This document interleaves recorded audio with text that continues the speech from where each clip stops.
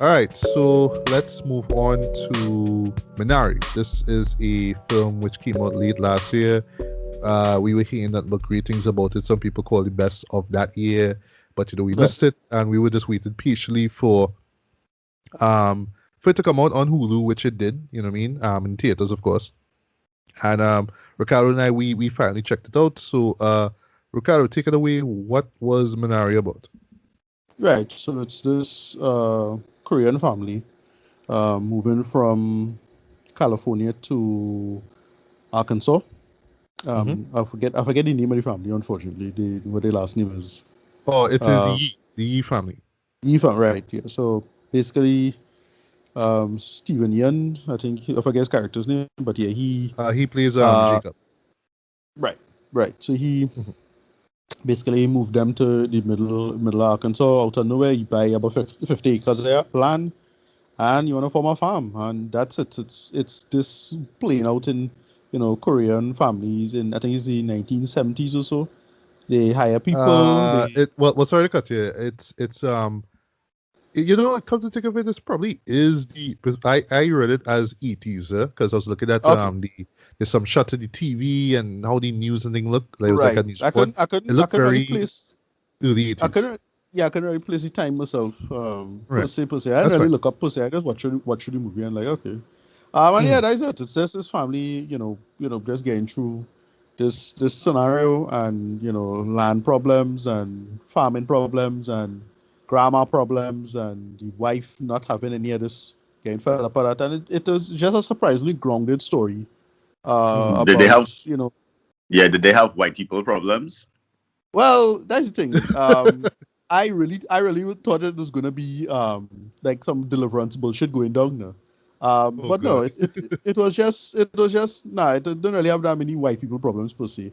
It's just them settling in the town, and just a Korean family handling in terms of white people, but not really white people problems, but they do have the whole culture clash thing, because one theme that they have is religion. So it's these Caucasians, and they're all about preaching the word of God and all that kind of stuff. And there's like one particular guy who helps Jacob in terms of with his farm. And like clearly, they say that he was an ex-soldier, so he was a Korean. The reason why Korean. The Korean war vet, so that's why we connect him. He said because he didn't want to hire him, and he kind of wanted to keep it inside the family, and whatever. And it's just all the shenanigans going on. But I really thought it would have been a little more like what it was setting up. I thought it would be like, well, these white people go and fuck with him or something like that. No, not really. Right. No. Because you have all these stories. You hear these stories about Asians, getting undermined in some terms of rights or workers' rights or something like that in the history of American thing. No, just he's just a farmer and he catching skin. And he's working in chicken farm, checking whether or not separating boy chicks and female chicks. And we all know if in chicken farms is destroy the male chicks. And I thought that would have been a running team as well, because they was kind of setting that up too in the beginning with the little boy. Not really. It went in a more normal direction and just play itself out. And that's what it was. It was just this kind of slice of life, family drama. The main conflict, I would argue, is probably really between Jacob and his wife. Her not being satisfied with all of that, and her just really having a problem with a lot of this and how it plays itself out.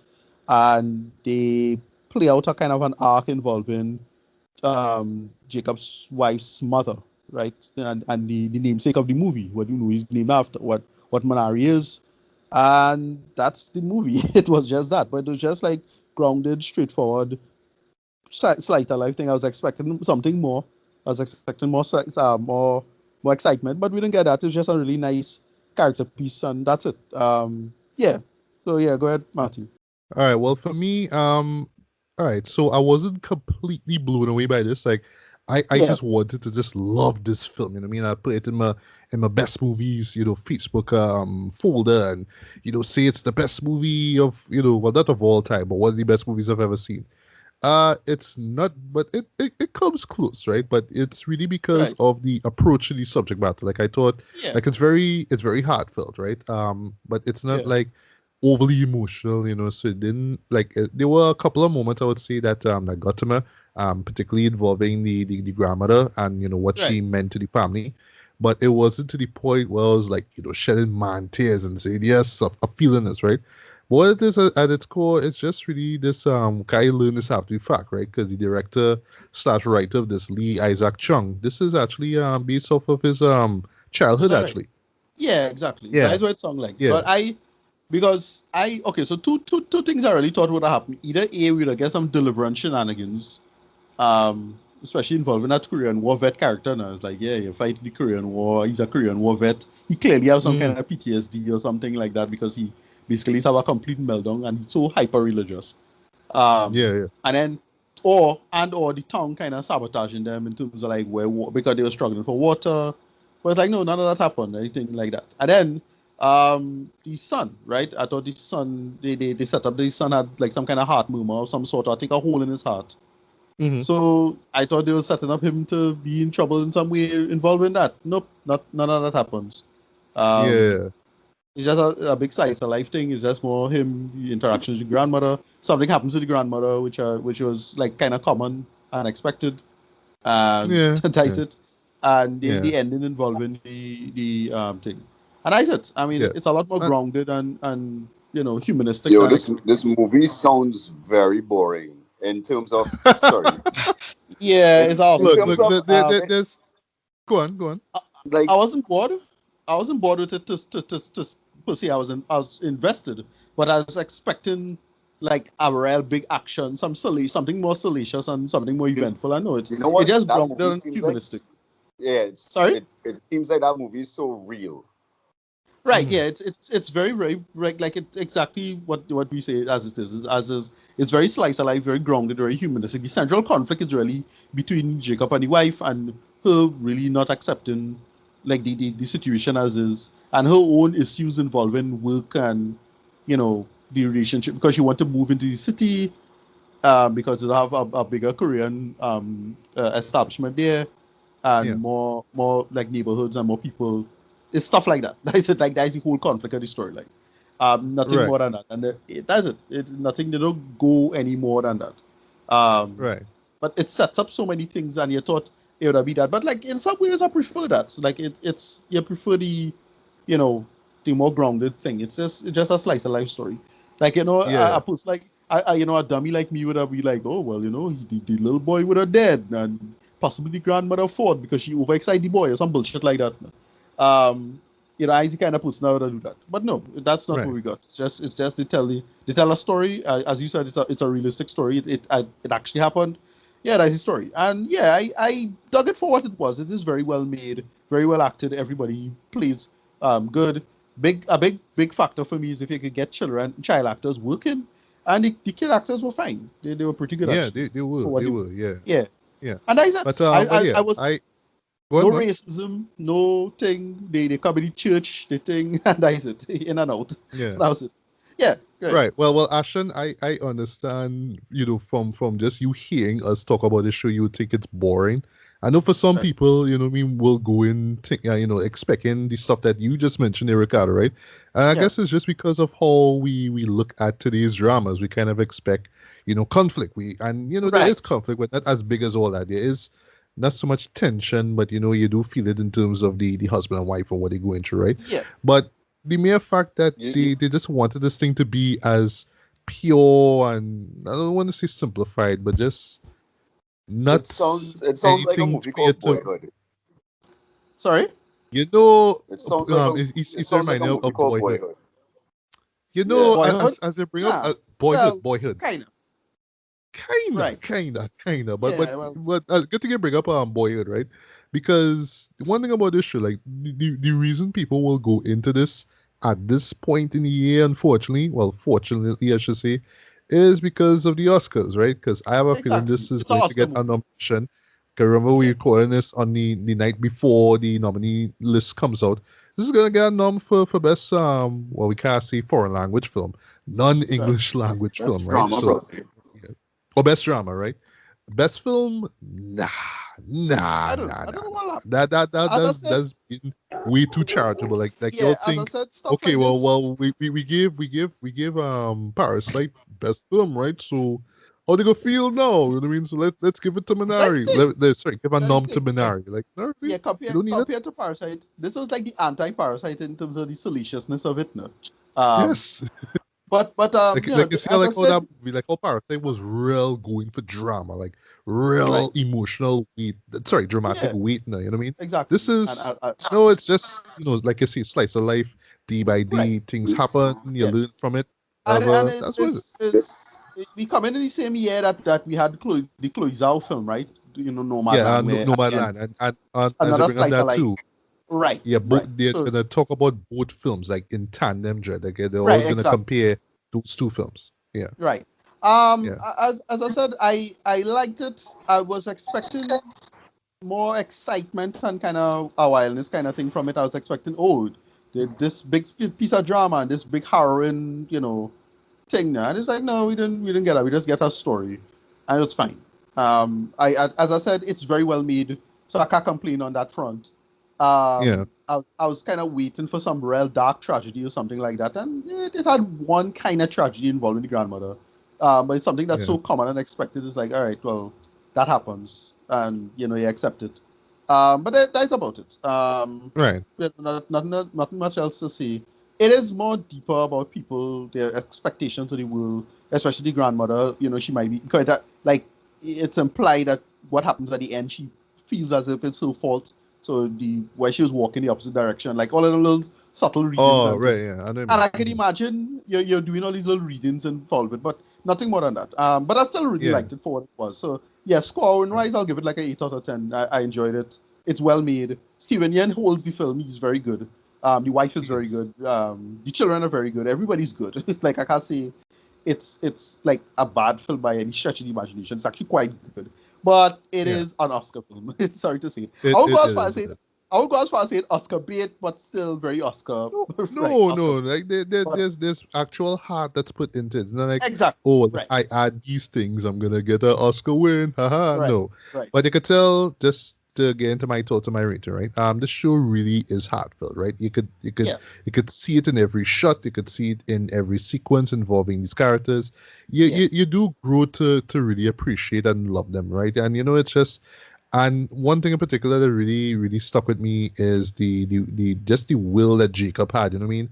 Like it may be a little blindsided, but you could understand. Look, I wanna make my own way. I wanna, do what's best for my family, right? So I know I could plant, I could farm, right? So let me just get land here, you know what I mean, in America, you know what I mean? The American dream and all that kind of stuff. I know what to do, I can make this work. But I totally understand where the wife was coming, her argument. Like at first I was like, really though? But then when I thought about it, it's like, oh yeah, that's actually true. That's actually true. I did not expect the inclusion of the grandmother, but I thought that really brought some really warm moments as well too. I love where she brings up what Minari is, and the relationship she has with Jacob's son and all that kind of stuff. That's really cool. Right. There is one thing that she does, and I understand the reasoning behind it, but it just kind of felt like, okay, the movie's wrapping up, so we kind of need her or someone to do something that's really tense, so we all like at the edge of our seat. But the outcome of it though was it did get to me. It really did impact me. But yeah, it isn't like it wasn't a film that just like had me in tears, you know what I mean, and all that kind of stuff. But it is very not relatable, but just very understandable. You do get where it's coming from, right? I wish that they could have explored the theme of religion a little bit more. Like at first I was like, all right, well, we doing this, all right? Because there's moments where you see them in church and they, you have these white people watching them kind of hard, and you know what I mean. And then you have the same Korean War vet. And there's this, like every Sunday he's walking around with this large cross on his back, and there's all these things, and you kind of just there wondering if it's just to show how Like if it's a culture clash thing, or if it's like a actual criticism of religion in that decade or in that era. Like I'm wondering if it's that, but in the style of this show, they just kind of leave it there. You know what I mean? In this whole slice of life, they just kind of leave it there. So I don't know. Maybe when it comes out on the Criterion Collection or whatever, they'll have this long write up about, well, this is what this theme was about, and this is how it all connects to what's going on. But it's just kind of left there, and you're just supposed to be like, okay, this is just one of many things that these characters have to deal with. Okay, cool. But Anando, I was truly impressed by the acting, especially from the kids. Stephen Ewan, he was great in this too. Yeah. The music I thought was really nice as well. The cinematography was excellent in this. The writing is exactly what you expect from a show like this. You know what I mean? Just moments, but they just kind of move breezily along. So, you might think, oh, well, this thing that happened in Act 1 should come across in Act 3. Not all the time, but it does, right? But yeah, I did kind of come out of it kind of wishing that there was just a little bit more dramatic weight to things. I think it's just because of how we look at dramas, like we expecting something dark to happen, especially like what they said, like what you see with the kid and with grandma, and even with Jacob and his farm. Like you just there expecting the worst to happen. Exactly. I was expecting somewhere like nasty shenanigans going on with the tongue, and like I thought. Well, to be fair, sorry to cut you there, but to be fair. I knew going in this movie was rated PG, but even still, I just wanted something that would have been like punch in the chest, like I felt because I was expecting like when in the beginning when like it had the 1,000 guy in the beginning, I was like, oh shit, they're shaking him down, and it's a real shakedown thing because he asking him for $300 for the 1,000. It's like 1,000 is like complete bullshit, but it's a whole thing now, and they would have probably poisoned the water or some bullshit like that. And it's none of that. It's just like he legitimate believe in 1,000 and he asking for his services, but like Jacob was like, no, 1,000 is bullshit, sorry. Like little stuff like that, and they move on. Nothing like that. And again, a dummy like me would go and make it all salacious and try to punch up the script in that direction. And I don't know. I would have do that too. Exactly. But that would have been the wrong move anyway for something like this. Like given what it was trying to ultimately say and do. It's like no, it's there's people life in Arkansas. And they move and they make their way, and his money internal conflicts about stuff like this kind of practical down home stuff. Like when you make a nice little line, you say, oh, you don't want 5 acres. 5 acres is a hobby. 50 acres is my life. Like I like that little stuff like that. Mm-hmm. Yeah, so, okay. Anyway, that's it. I have nothing else to say in my opinion. It's nothing deeper to go to. I mean, I know historian or anthropologist to get into like what Korean lifestyles were in Arkansas in the 1980s or 70s or whatever it is. I can't tell you. Yeah. Well, no, neither me, right? But for me, I'll give this a strong 4 to 5, man. I wouldn't say like if I saw it last year, I wouldn't say that it's one of the best movies that I've seen of that year. It probably would have been like between 11 and 20, basically, like or honorable mention even. But it's very charming, it's very heartfelt, very well made, very well acted and whatnot. And I know people will either just love it because of those things I mentioned, or just find it to be a chore, just kind of boring, just nothing happening.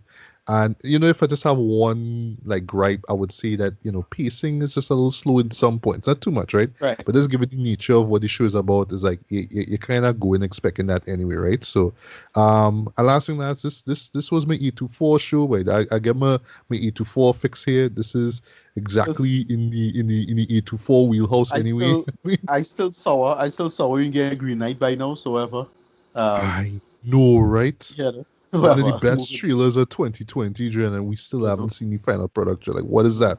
But expect this to get a nomination for sure. If it does win in that best non-English thing, I wouldn't be surprised at all. But best film, nah. But just quickly before we move on to the next show, I have a feeling that there will be this major push for Nomadland, which is so funny because this is like the best show to compare and contrast with Minari anyway. So I don't know. We'll see how things play out, but I just have a feeling that you could be hearing a lot about Nomadland and Minari over the next few weeks. Well, actually, you did see this one, but Ricardo and I did. I'm gonna pretend like I saw it though. Well, you go on. Well, feel free to do so, as you say, right? We'll talk about Cherry, right? This is the latest pairing between Anthony and Joe Russo, aka the Russo Brothers, who we've known from the Marvel Cinematic Universe films like The Winter Soldier, which still remains the best MC movie ever made. Sorry. Anybody who doesn't recognize that statement is a fraud. Exactly. Agree to disagree. Who doesn't recognize that. Also, didn't the Russo brothers? No, that's the Wachowski sisters. All right, cool. Yeah, go ahead. Oh, you taking Matrix already? Yeah, the Gales and them. Oh no, well yeah, well that's the Matrix, right? But yeah, they also did Captain America: Civil War. They did Avengers: Infinity War, Avengers: Endgame, and all that. Well, yeah, just those four basically, right? But yeah, so it's them teaming up with Tom Holland, aka Spider-Man again, in a movie that I didn't know till after the fact was based off of a autobiographical novel by Nico Walker. I didn't even know that, but I just saw Tom Holland, and this is what I want to bring up in my review. Pretty much doing another really mature role. You know what I mean? Something really edgy, something dark. You know what I mean? Like last time we saw him do something like that was The Devil All the Time, which I enjoyed, right? Despite its flawed nature, I enjoyed it. But I was like, all right. So as I knew going in that Tom Holland could just knock it out the park, right? He could do really dark, dramatic roles. But the Russo brothers, though, I just wondering now if they could just take that flashiness of the MCU and try to put it in real life, and would it work or not? Anyway, Ricardo, take it away. What was Cherry about? All right, so Cherry is about Tom Holland's character. As usual, my perpetual amnesia of characters' first names. His name is well, all right. The funny thing is, like, I read it because they never say what his name is in the movie. Yeah? I just thought that the title had a reference to, well, because they actually reference it as something that, okay, basically without spoiling it, it's the term that the word cherry is applied to. I get that. And they bring it up there. So I thought it was that's what Cherry is about. But actually in the film he is named Cherry. But the weird thing is, and I'll stop here, I'll shut up, is that they never see what his name is at all in the movie. So like I'm just looking at here, the wiki page is like his name is Cherry. Right, so I'm not to be blamed for forgetting his name this time, right? No. Tom Holland, basically this kind of ne'er-do-well type figure. He grew up in the United States, shitty hometown, shitty life, kind of making his way through, kind of listless. There's a lot of working subtext for economic downfall and economic breakdown, especially for white working class in the United States. I think the story starts in 2002, so it's right after 9/11. It's all of that thing. And he meet a girl, right? Girl cute, pretty cute girl. And she is. Yeah, going through the life. He just is kind of listless with any friends, doing a sort of bullshit. And then what happens is that he meets the girl. Girl decide to, I think she leaving to go to Montreal, I think. And he get kind of mad with she and that whole thing. And then he decided to sign up to the army because of the drama. And he goes to the army. And then, the story takes the turn from there where he goes to the army. He has, applied a traumatic experience because it's the situation in Iraq. And then he comes back and he effectively has something along the lines of, through his trauma and, what we call self-medication, he gets something along the lines of a drug addiction. And then that leads to a life of crime, and then the spiraling, and then all these little small things going down. All this tragedy plays itself out. And yeah, that's pretty much it in terms of the story. And it plays itself out with a, to me, a logical end. It's a true story apparently. And I thought this was terrible. I thought it was you so go first. bad. You go first. You talk. It was so bad. I halfway throughout this whole thing, I was like, did David O. Russell direct this? I was like, this is so I bad. know, right? Good thing you Right. So bring up David O. Russell because there's some Three Kings worship here or there in this, especially in the war scenes. Yeah. Yeah. Before we start, I'm gonna say my hot lava take, my hot take, right? There's the take that is get the guns on, man. You're gonna pop the John Wick poster in my face and it's all them guns in my face, right? I don't think, I never really thought that the Russo brothers were particularly talented directors. Right? What? Yes. Sorry to say it. Look, I understand what you would say that about David O. Russell. I understand, but right. But I don't think the Russo brothers. I don't think the Russo brothers are particularly good directors. Not particularly talented directors. They're fine, competent directors, right? They're very good. Like they're really good second unit directors. That's how I look at them. Like, and I always kind of see them as kind of ascended fanboys. The reason why they work so well in the MCU is because they know how to cater to that side of the fandom. They know how to push fandom buttons. But when it comes to the actual filmmaking itself, I was never that impressed with any of the films. And you only notice this when they start doing movies outside the MCU, because I first noticed this with 21 Bridges, right? 21 Bridges was which I missed actually. Yeah, it was just competent, just pretty by the numbers, cop movie, but it's fine, right? But nothing about it was workable or special to me. And compared to like other like filmmakers who actually have like real workable talent or anything like that, they never do anything to impress me. And you're really starting to see it when they start doing movies outside of the MCU. Because like they don't have a whole goddamn bunch of comics and a set of fans to back them up in terms of the material now. When it's time to actually make a story and actually do a film, this thing really came across as quite amateurish and just outright terrible at parts. The blocking was bad, pacing bad, editing, all these dumb camera tricks. Like it just come across like just gimmicky, amateurish, almost student filmmaking at times. Like they have a scene with just with a sort of shallow depth of field. And like I get why you're using it, but it's like, you don't need to use it in that way. That is like, it's totally pointless. It just come across like a dumb gimmick. Because I get that they're so focused on each other. Like it's some real student film thing. I'll talk about those a little bit. I said that pointless slow motion. Like, why they have a slow motion scene here? That's not necessary. Why they have this? They have like all these weird little arty shots. I was like, wow, this is so not working at all. And the pacing is so bad. The movie is so slow. Now here's the thing, if they could have cut a good 45 minutes out of this movie, and it might have worked better. Maybe. But it just didn't work for me at all. The acting is fine, right? Tom Holland is pretty good. It is going okay, but it just feels real gimmicky. I don't know what to call it. I just call it it's Goodfellas meets Full Metal Jacket. That's how it was for me. Like it. Good like references that. There. Mm-hmm. Yeah, exactly. Mm-hmm. That's how it felt like to me. So all the military stuff was just pretty by numbers. I've seen it before. Boot camp stuff, I've seen it before. The stuff in the beginning was just terrible and just a waste of time. I was like, wow, this was bad. The drug stuff, when it got into the drug stuff and that aspect of it, I was like, okay, it's time to go somewhere interesting. And then that didn't really do anything interesting.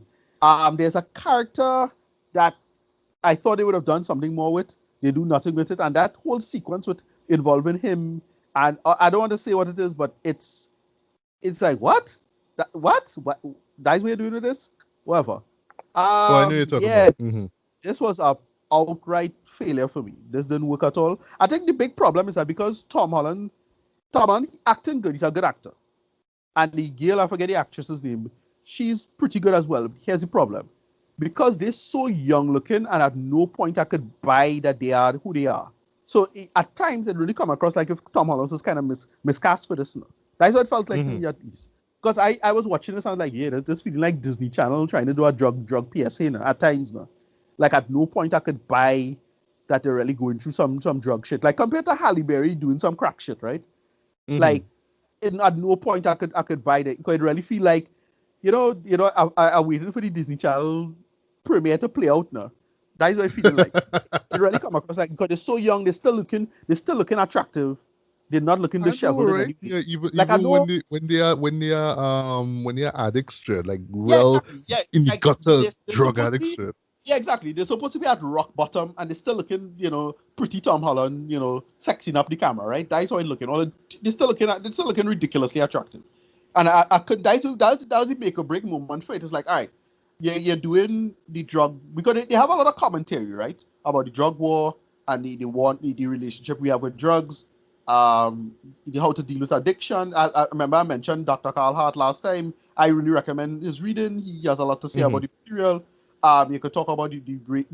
Well, there's a big part of it, and I thought they would have addressed this as well. Where, well, the racism angle of the war on drugs and what the difference between the white and the black thing, and this was and his perspective. But if from what I understand, they took a lot of liberties with the guy's story, and that is why the movie didn't really work because they went to me. This is you see how I complain about Minari not being as salacious and stylized. This is the exact opposite. They should have played it a lot more grounded and straightforward and serious, and it might have worked a lot.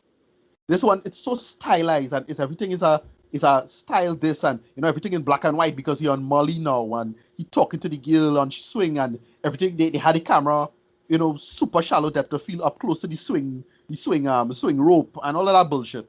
And it's a set of filmmaking bullshit that don't need to be in this. It's like this is when you're supposed to dial that bullshit back. And here's the thing. I don't think the movie all that bad, but for somebody at the caliber of the Russos, literally, right? I was going to say the most money-making movie, but that's not true because I'm going to take it back over.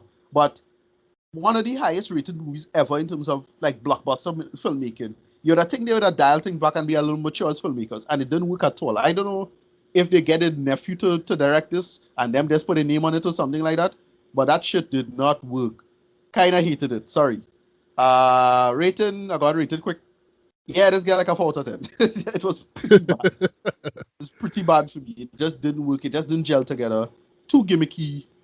Too much bullshit. Too much things that distracting from the story. And yeah, it just didn't come together very well. Too amateurish. If this was a nobody director that I didn't know, I'd probably give it a slide. But to see the Russell's name on this nonsense, boy, nah, man. Yeah, Ricardo. Yeah. But tell us how you really feel about the movie, though. Yeah. Oh gosh. All right. So I don't want to come in as the, I know everything about film and I'm the film nerd, blah blah blah, right?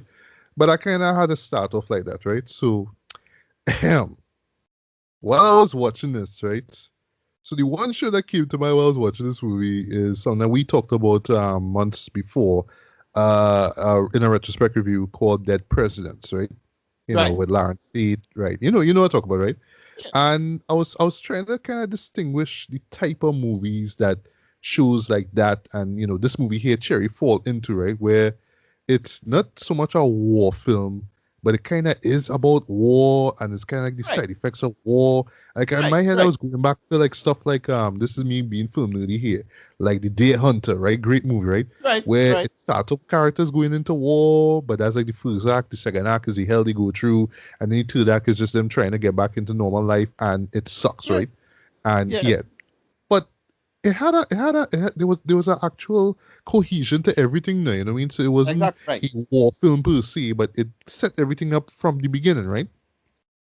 As flawed as Dead Presidents was, at least it had this strong theme of, sorry to say this, but black suffering, right? You know what I mean? This is what black people have to deal with. So you can understand why, the character Lawrence played now had no choice but to do the robbery, right? You know what I mean? And in that case, it wasn't like a series of robberies like what this guy does in Cherry.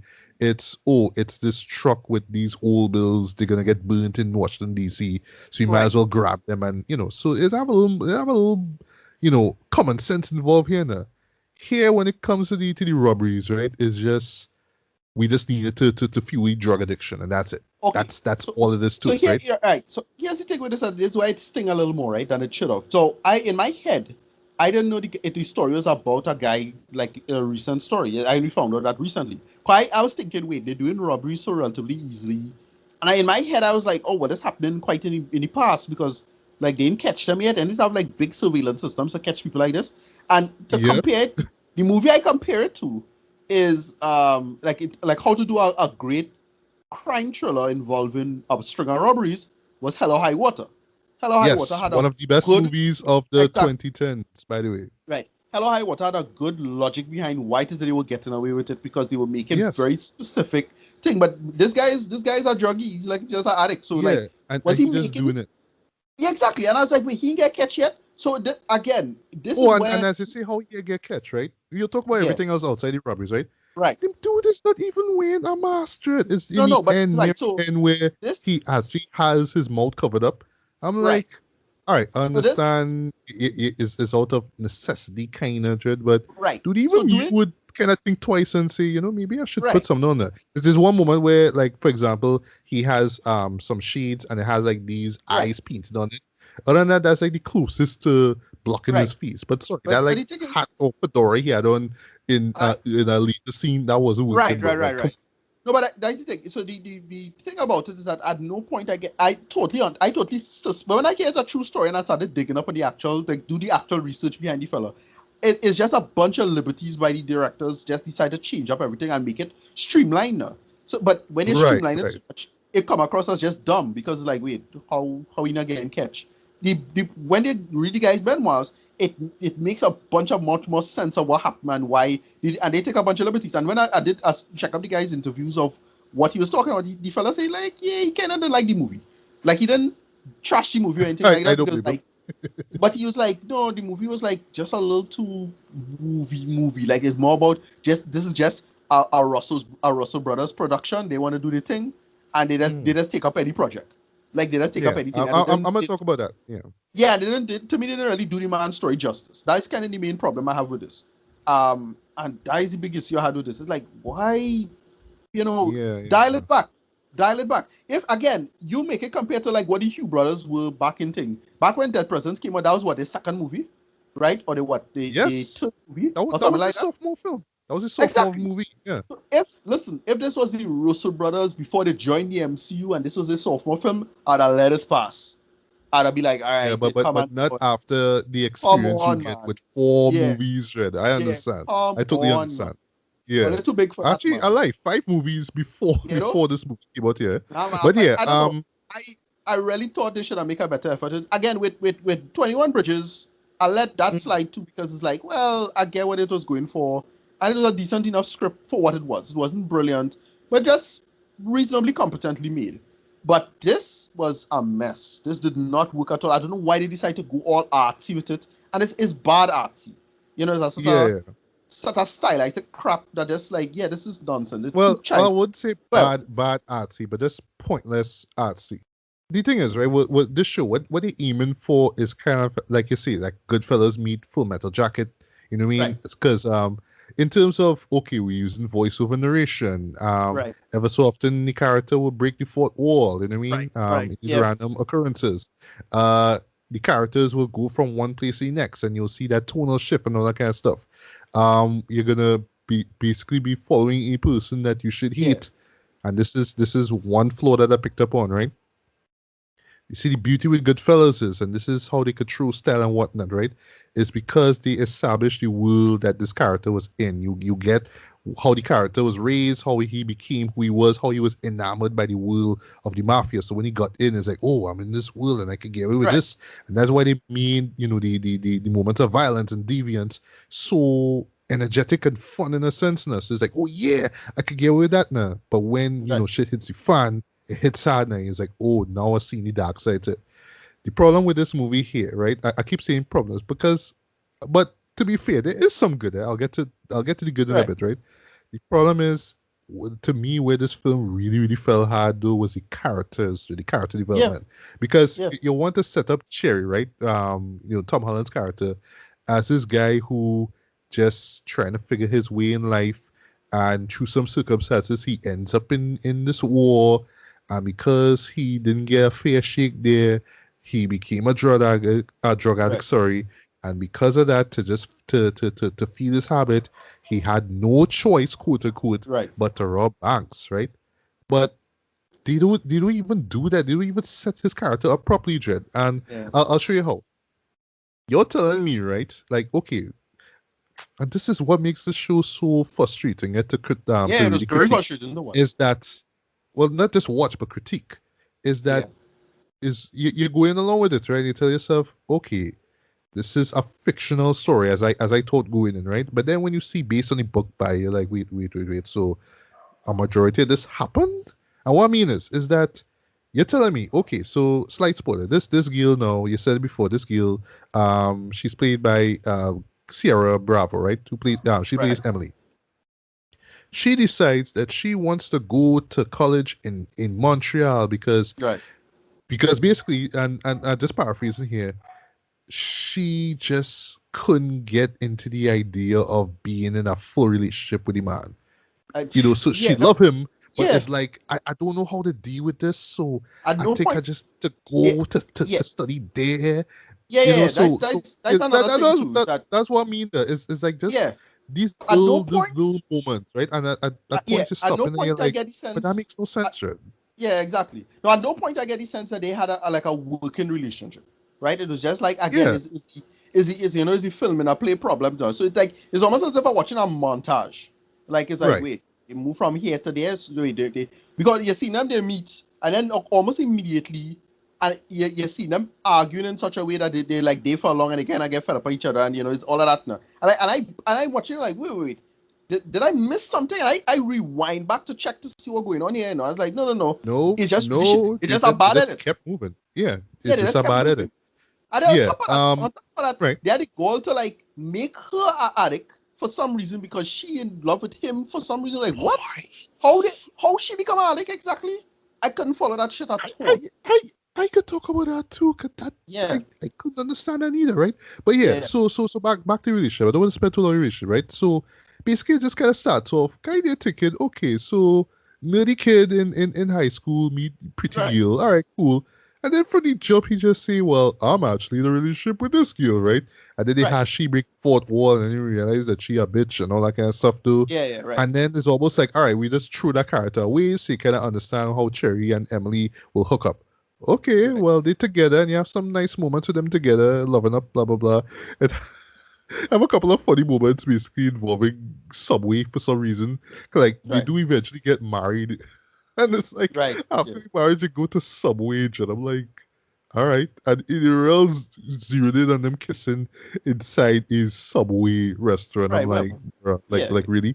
But anyway, so okay, you afraid of how the relationship goes, so you want to go to Montreal, all right?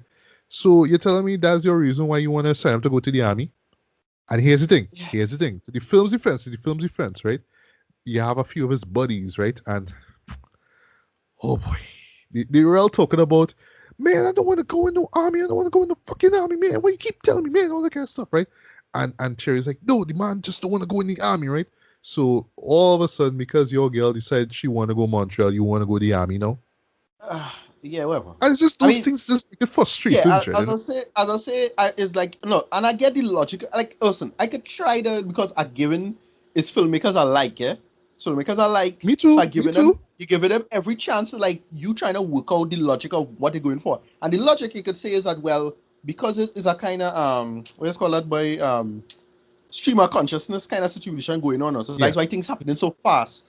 But you don't know how to do that shit, right? And again, I keep saying the Russells not particularly talented or skilled to pull something like that off. What they are, and I'm not going to get the John Wick guns in my face, but what they are ascended fanboys, right? They know how to do comic shit and get those buttons pushed, and then apply some decent film techniques to comic book movies, right? But the problem is that, let's admit it, I love this Marvel Cinematic Universe as much as anybody, but on average, those movies are B+ movies with occasional brilliance in it, right?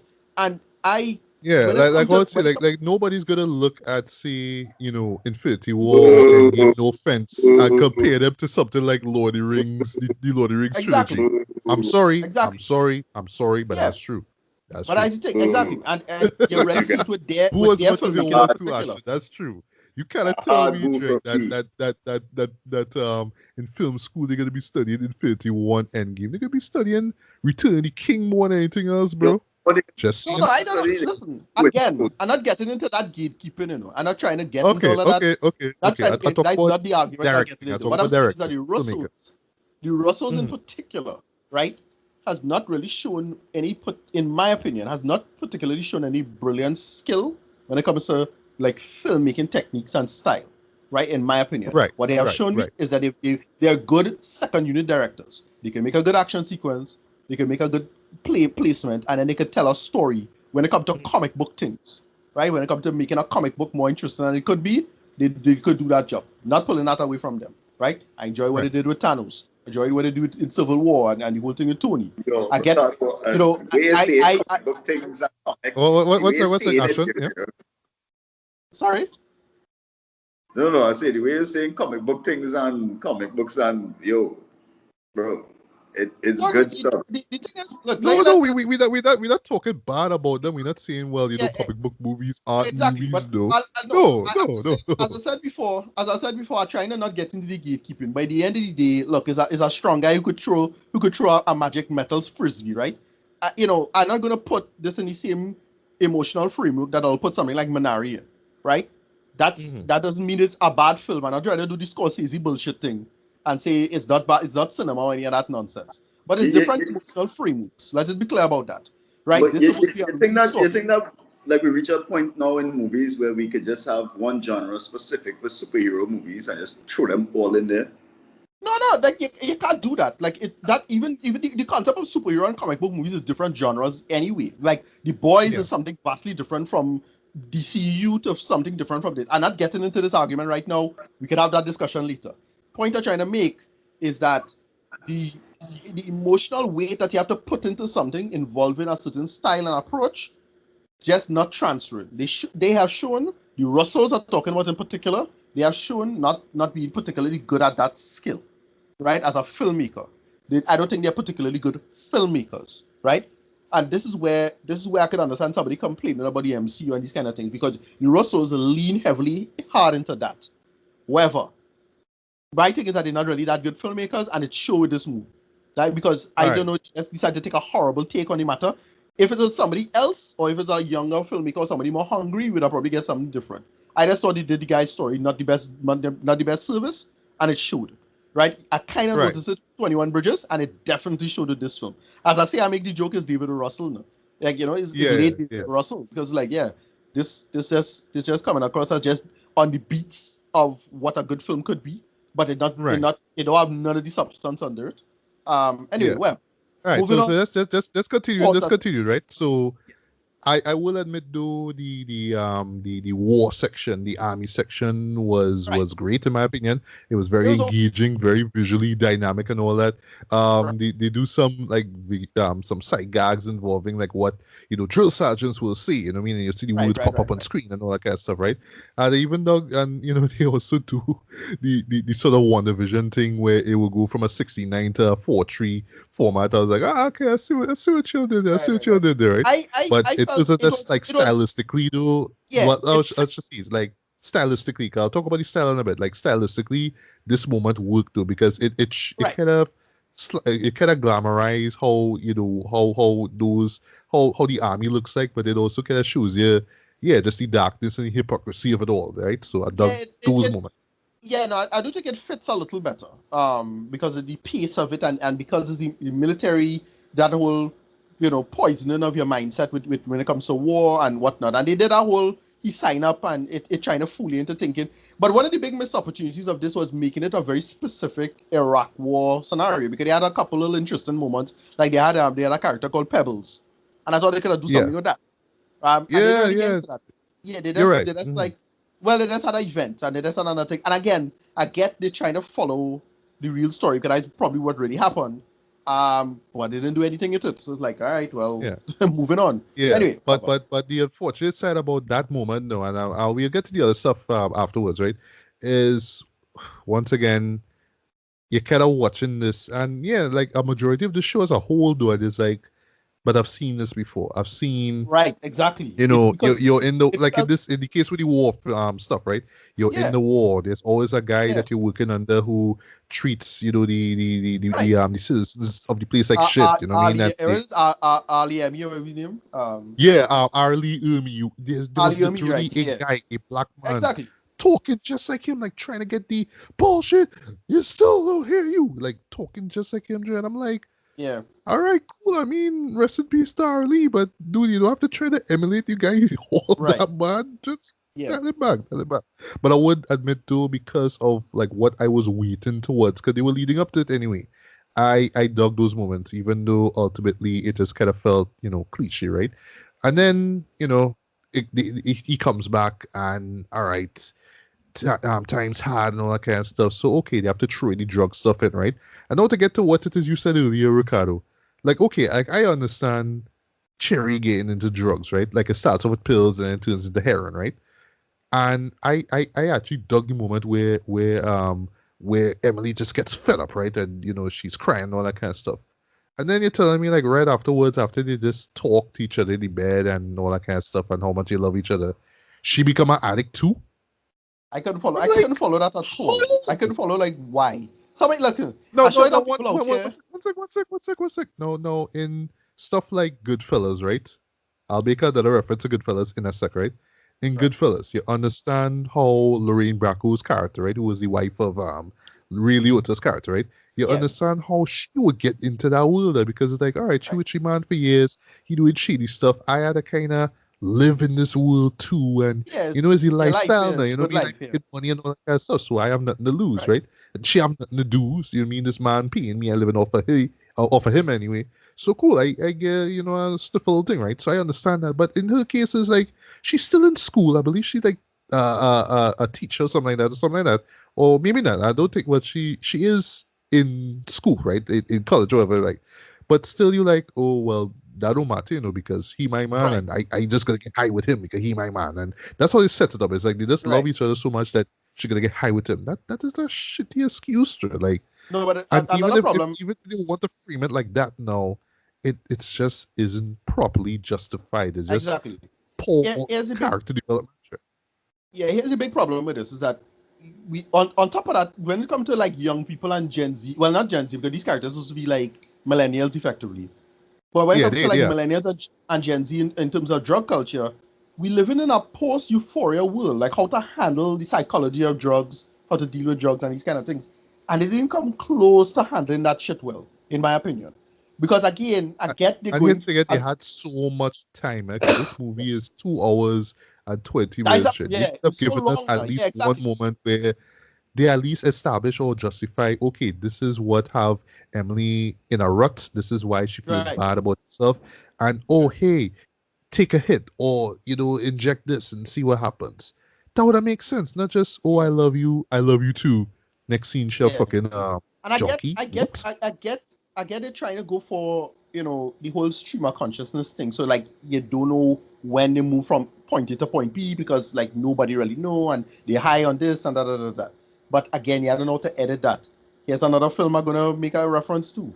SARS itself. Requiem for a Dream. Requiem for a Dream, right? Requiem for a Dream. That's how you do that. That's how you have so many. It has so many movies that they could have pulled from, and listen, if you did pull from it and still do worse, I won't have mind. But they didn't pull from it. They just try to do their own thing. And exactly. Anyway. And well, we're wrapping up, right? Yeah. But in terms of, they even threw in a Goodfellas, they even had the Goldra to throw in a Goodfellas moment, right? One of the famous moments, the flushing the drugs down the toilet. Right.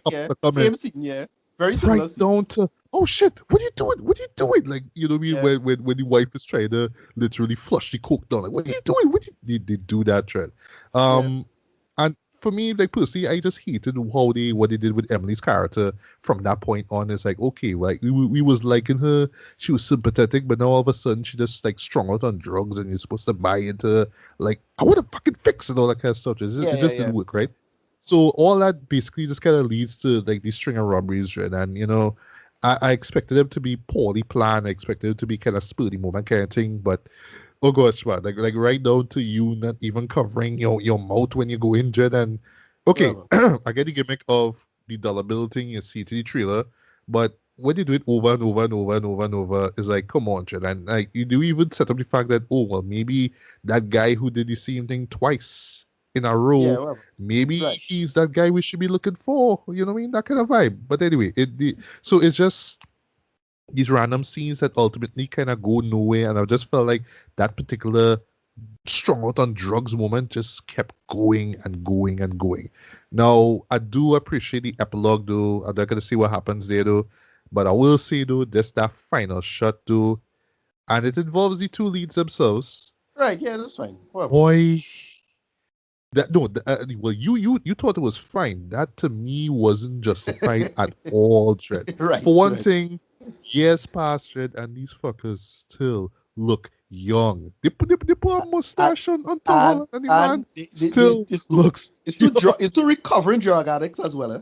Yeah, and it's still looking young. It's still looking pretty, Dread. It's still looking pretty. And let me just get it out of the way. You really expect me to believe that after all this drama that they went through, Dread, they still look at each other like, yeah, I got you. I'm down with you, man. I love you, man.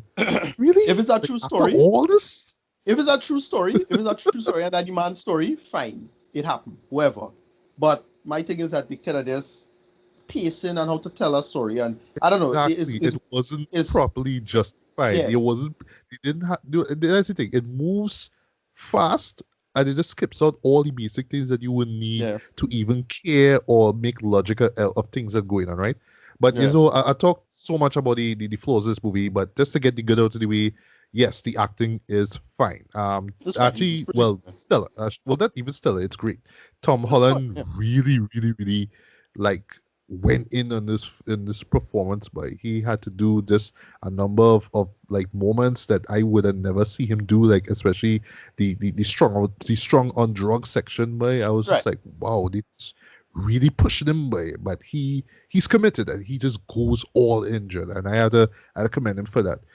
Same thing for Sarah Bravo, who plays Emily Judd. Like even in the moments where she's strong out as well, which I hated, still she committed to it. The side characters, like you see, like Jack Reno, you see Michael Rispoli, right? Other side characters as well too. I personally didn't really care about any of them. It was just really about Sherry and Emily though. And last, how can I forget though the style in this show, boy? Cause this show, like I thought it was just kind of like oozing with style, boy, but nah, boy, this thing is drenched, boy. It's soaked in style. It is overly stylized, right? And at first I was like, okay, I kind of like this, like, you know, the use of red to show act breaks, okay. Stuff in slow mo, okay. The part when he was on ecstasy, you know what I mean? Some shots like those moments in black and white, all right. When he meets Emily for the first time and they have this really, really shallow, deep depth of field, Dread. I was like, all right, I'm taking this, Dread. But at other points, it's just like, okay, y'all just like really just want to be too stylized, Dread. Like there's a moment literally with him in the army, Dread, and he is getting a rectal exam, Dread, like a rectal exam. Right, there's a shot that it's one of those things like I didn't even pick up on, Dread. You literally see from the inside house of the man. Yeah, that's the uncut gem shot. Yeah, I like. Why do? But I have another moment. It's one of those blinking missing moments, Dread, where is literally him on the phone in Iraq, right, calling Emily, right. Now, you know when in movies, right, in film, right, where you're hearing someone's answer over the phone, right? You hear it through the phone itself, and when they cut to the person talking, you hear them in normal speak, right? Normal pitch, though, like that stuff. No, when they cut to Emily, she sounding the same exact way how she sound over the phone, Dread, and you could see the bad dubbing over it, Dread. I'm like, all right, bro, sorry. I understand you want to be stylized, Dread, but you don't have to be stylized with every freaking thing, Dread. Like a phone call, you have to make a phone call to make it stylized, you know. A phone call, though. I'm like, dial it back. And this main problem with the movie, it just doesn't know when to dial back. It relies so much on this style to push things forward when the story admittedly is just so generic and by the numbers, right? If you've seen films like this before, but you know they don't really do anything that much different to it, which is unfortunate. But I just really think what brought this whole movie down, boy, is just that characterization, Dread. Just little to no logic for characters doing what they're doing. Oh, I'm just gonna rub a bang because I'm high off drugs and I'm gonna do it again because I'm high off drugs. Isn't that like at first it's like, okay, we had to pay a man back. Like it starts off with that. We had to pay a man back for some drugs that we used by accident, quote unquote. But then it's like, oh well, we have this habit, so yeah, I just gonna rob banks. I just keep doing it the same way. No tact, no logic to it, and you're a soldier, you coming from the war. Like just these things that when you think about it, it's like, dude, come on, like common sense, though, you know what I mean? Yeah. And what makes it even worse now, shut up here now, is that you have to buy into the fact that this is based off of a true story. So you're really not sure what true and what is now. But as you say, Ricardo, most of it probably was, glorified now, changed, highly, modified now for the sake of this movie. And you're there like, but why though? Like, you just want to be so cool and stylized. Like, you just want this thing to be the new Goodfellas. You're like, come on, just tell your story. You could dial back on the style. Just dial back, man. So anyway, not the worst show in the world that I've seen though, but yeah, this was a disappointment for me. But and I went to with low expectations already, but I just didn't expect this thing to be just over stylized, cliche, blah, right? In my opinion. Yeah. So yeah, for me, rating wise, I'm gonna give this a very, very, very light 2.5 out of 5. But watch this if you want to.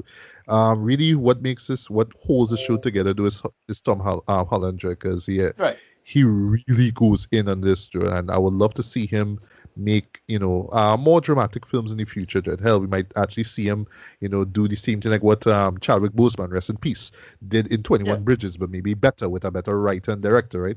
But over this, just unnecessarily over styling, Dread, it just, like, he just deserves better, Dread. And as for the Russos themselves, I mean, y'all keep doing all your thing, Dread, but I do agree with you, though, Ricardo. It is very David Russell.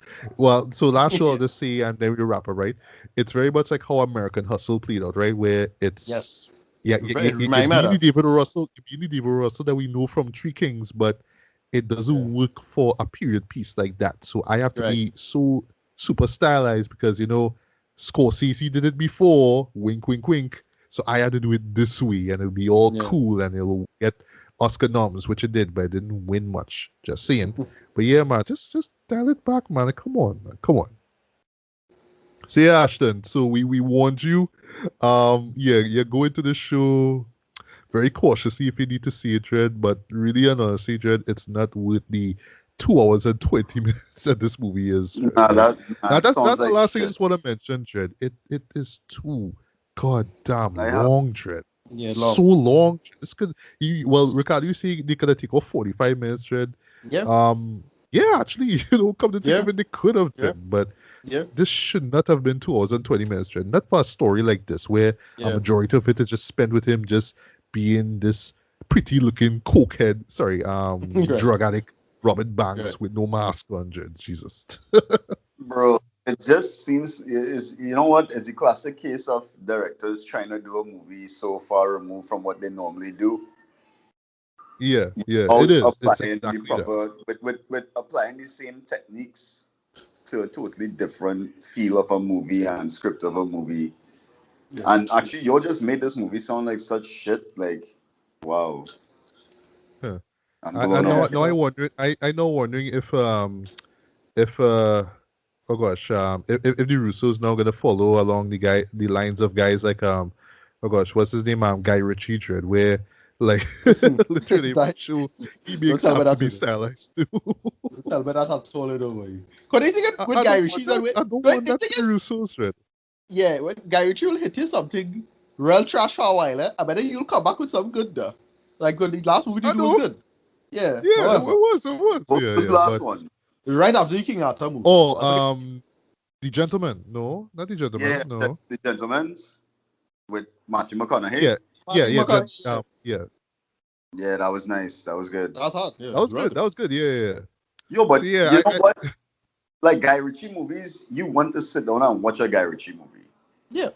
Hot. Yeah. True. But you know what to expect though, because I'll be like when he's using his style, it's for a purpose though. It adds to the coolness of the film, but not in a overly serious movie about PTSD and drug abuse. Like, come on, the same. You have to stay in your lane, Yeah.